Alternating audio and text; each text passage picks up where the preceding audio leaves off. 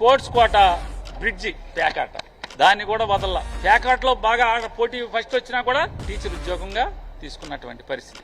Sports కూడా government of India standard operation మనం మాట్లాడుతున్న అతనికి బుద్ధి ఉందో జ్ఞానం ఉందో నాకు తెలియదు. ప్యాకాట్ కి ఇచ్చేసారని ఆడేస్తాడు.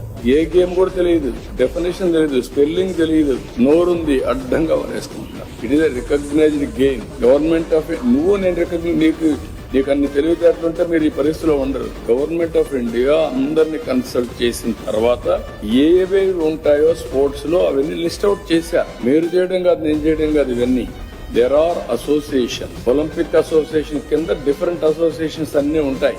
దానికి ఒక అసోసియేషన్ ఉంటుంది. ఇవన్నీ వాళ్ళు ఇచ్చే సర్టిఫికెట్లు ఇవి, నువ్వు నేను ఇచ్చేటి కాదు. దేన్ని ఎంత వెయిట్ ఇవ్వాలో government of India has made it A formal categorisation. అంటే నోరుందని, పేపర్ ఉందని, పేటిఎం బ్యాచ్ ఉందని ఇష్టానుసారంగా రాయడు. దాన్ని పదే అడ్డంగా చెప్తా ఉంటే నమ్మేస్తారనుకోవడం.